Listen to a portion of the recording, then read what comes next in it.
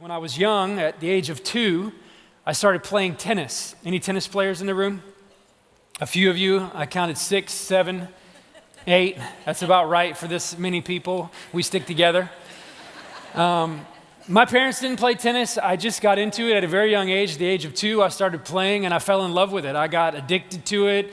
From my earliest memories were of me on the tennis court. I brought a picture. This wasn't when I was 2, but does that photo not just scream country club kid right there?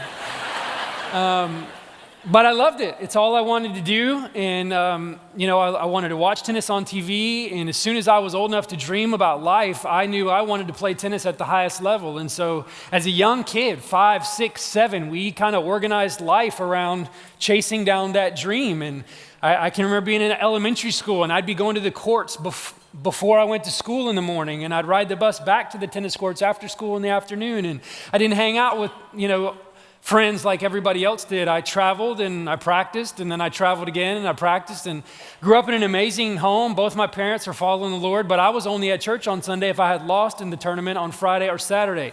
So I was not happy if I was at church, and this was kind of what I chose to give my life to. Made great sacrifice to try and chase down this dream. Got to high school and had some success, and chose to leave high school after my junior year, moved to Hilton Head Island to train under a guy named Stan Smith, who was a former number 1 in the world and has an academy there, and was training under him, and all my dreams were coming true. It was this amazing season, and about 14 months into that, I traveled to the worst place on planet Earth, which is Mobile, Alabama.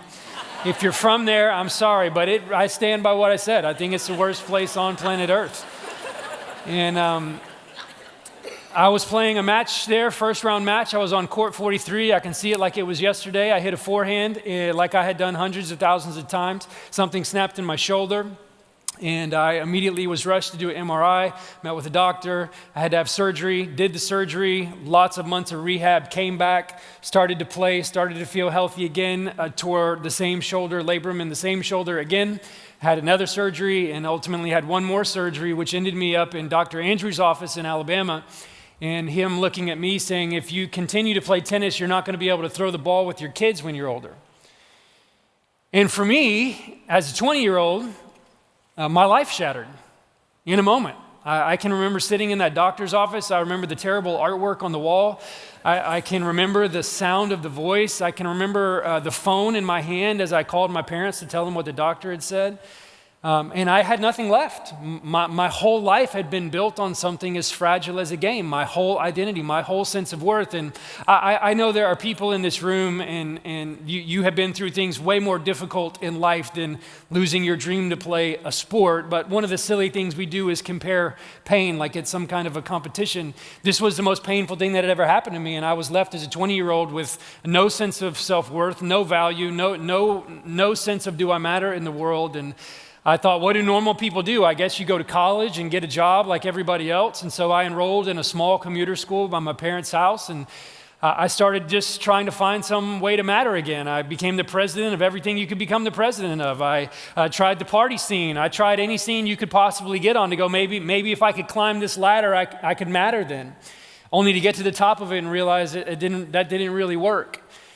And I was just in a hopeless season of life. And I can remember being in my dorm room, kind of staring at the old rickety ceiling fan going around and going, what is life about? And everybody's going to ultimately ask 2 questions in life. How did I get here? Why am I here? Does my life have any purpose or any meaning?